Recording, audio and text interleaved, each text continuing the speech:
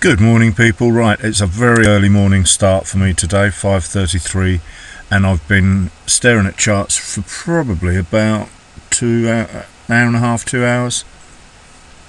And you may notice I've added a few extra bits and pieces down here. NZDCAD, which we're looking at now, a few more Aussie pairs, and some an extra couple of indices. The reason being, you never stop learning in this game, and the more videos I make, the more I learn. And even after 15 years, it just keeps getting better and better and better. So we've got NZD hiding behind there, and we've got CAD up here. Absolute weak, absolute strength. We're on a monthly chart, and we've got the previous month finished green. Massive doji types, I forget what they're called, spinning top possibly as well. But it doesn't really tell you a lot. So I started drawing my levels on this chart, as I do every day, to refresh my brain and get me into the zone. So just start monthly high there, and all I'm looking for is levels on the chart that may affect the price. So that was just stuck on there because it was a monthly candle there, but really there's nothing, no high or low here to affect price at all. So really there's not a lot you want to be putting on here on the monthly chart. So I did put the monthly low in case we continue on down, bearing in mind we had broken, well no, we hadn't broken the low here actually. You can see the open of that price was slightly above that green line there. There's just a little black gap, so we hadn't busted through the low of that and confirmed any sort of break and close, and there's nothing else on this particular chart that can affect price.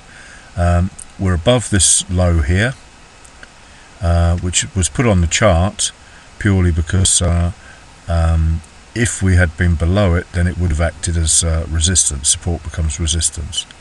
So it's just good practice to put a few levels on to make you think about what you're doing. So I put the current month's high and low on because we can clearly see we've got wicks on either end, so that will affect price when it approaches those two levels, the high and the low of the current month. Then we have the weekly chart, and once again there is no high above the weekly, so I've put the high and the low on the current chart because we've got current candle, because we've got wicks, so that will affect price. High and low on this previous week, and high, oops,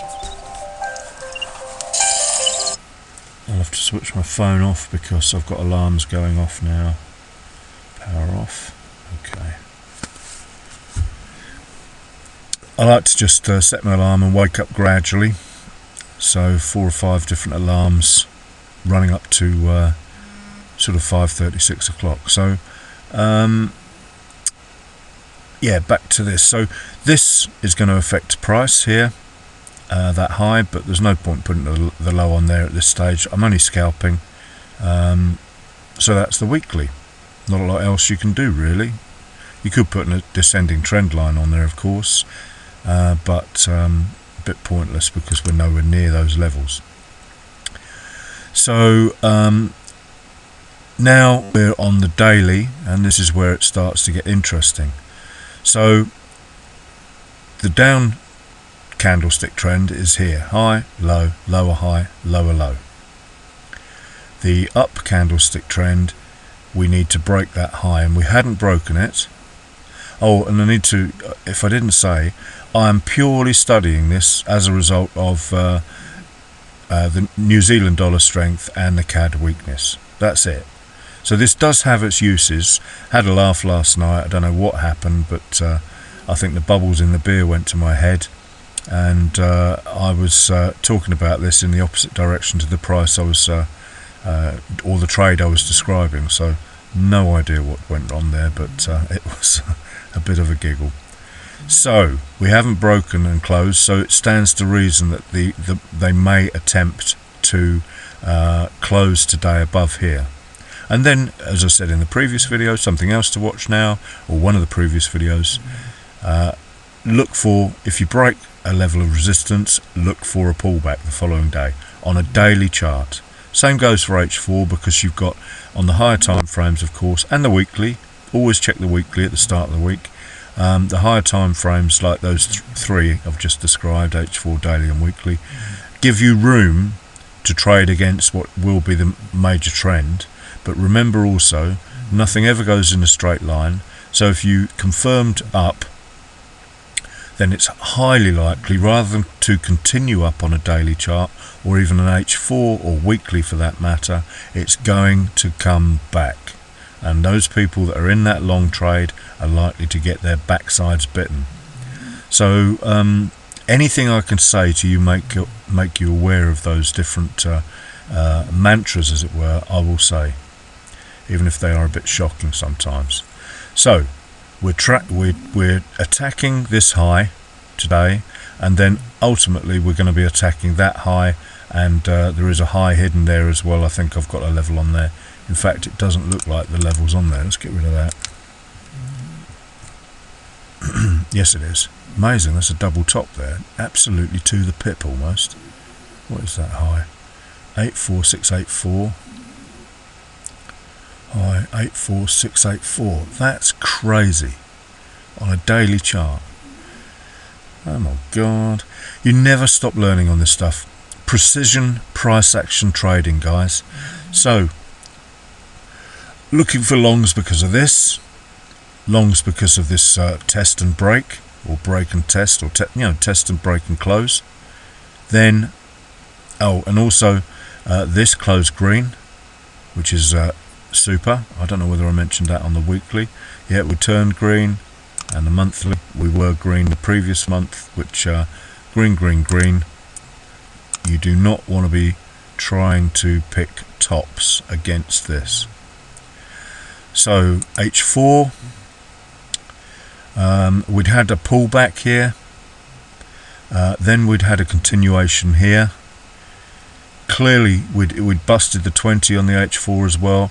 Remember, in previous videos I've always said H4 is the candle to lead the way intraday, as it were. So if you're green here and you haven't broken any resistance above you, or vice versa, you haven't broken any support, why would it retrace? Another thing to think about. So the 4 hour had converted long with that candle, which lo and behold created a pullback. High, low, inside bar, lower high, lower low, and then the song again, low, high, inside bar again, high, low, high, high, high, low, high, high, high, low, high, high, and close. Broke that, broke a ton of other resistance above as well, and what does it do? Comes back. It could easily have gone up before it and then come back. So you just use the same process to get into that short sell. I'm not going to study that now because I'm looking at this trade. So H4 is green, we're good to go. Don't want to be shorting against that. H1, get your levels on there. High, low, lower high, lower low. All of this is inside bar territory. It's not busted the low of that, and it's not busted the high of that. Then finally, I'm not sure whether it broke that. The high there is 84415. Close 84410. No, it hadn't broken it. It hadn't closed above it. So it needed to break and close. That's my thought processes. In fact, we were approaching that. That's the previous hour, and I entered the trade on the previous hour. So need to look at the 30-minute. High, low, lower high, lower low. Oh, I took this 30-minute high here, actually. You can see that on the chart. Same as the H1, I think. High, low, lower high, lower low. Didn't break and close it until the previous 30-minute bar. But remember, I trade the attacks on these levels if everything is telling me to go. And it was. Green, green, green. Down to the 15.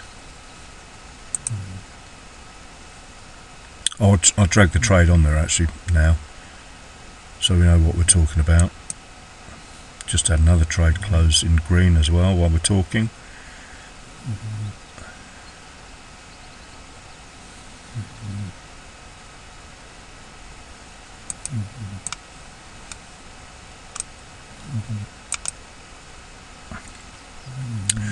Right, so entered based on the breakup. What do I say? Push, pull back. You could call that the burst or push.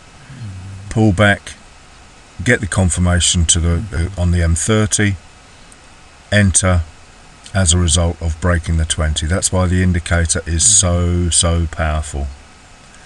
So what can I say, guys? I went for 5 pips on this one. You've got your levels above you. Test of, let's put it on the 5-minute. Test of old support. This is an M15 low here. And then there was a M30 low by the looks of it. Come on, mouse, do your stuff. And what I don't want to be doing is targeting stuff above that. You can see the aggravation that this is causing me. Support being tested as resistance. That's the importance of getting all your levels on there. That's the importance of trading the gaps. That H1 high was where I wanted to attack, so I wasn't worried about that causing a problem, because it often, these confirmations, you've seen enough of them now. You can look at them. Look here, they're not going to just take it to 1 micro pip above most of the time, because they pull it back to it, so they bust through it.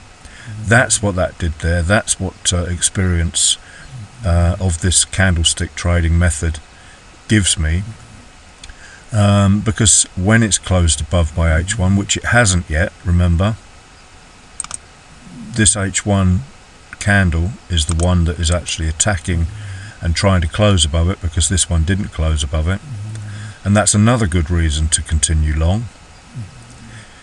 Because it doesn't close above it, when everything's telling you to go long, just means, in my mind, that we've got more power to the upside.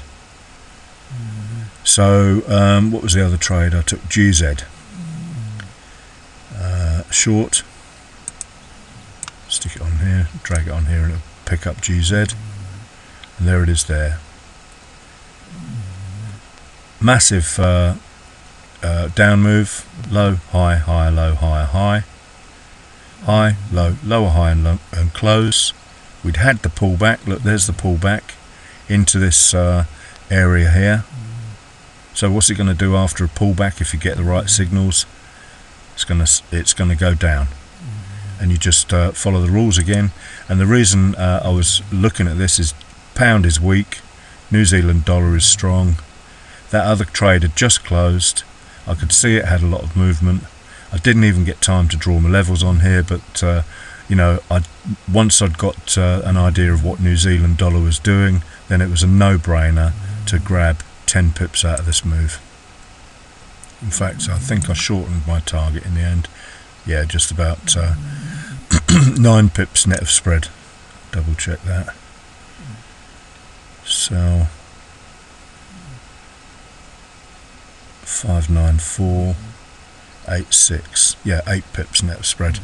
So that's it. 2 trades, 2 winners, and an in-depth analysis of why I took it.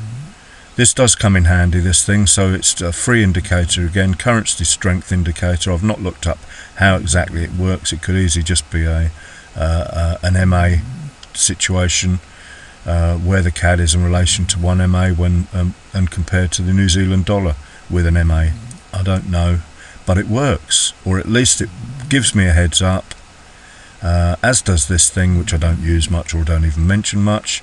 We're below the daily open, so you should be looking for shorts, and then just apply the candlestick trend stuff that I'm trying to teach you here. So thanks for watching, have a great day. 2 trades, 2 winners, and we're well on the way to a super day again, and it's only 5:49 in the morning. Oh, and never trade, the disclaimer again, don't trade anything I talk about on here. Learn to trade yourself and use your own analysis.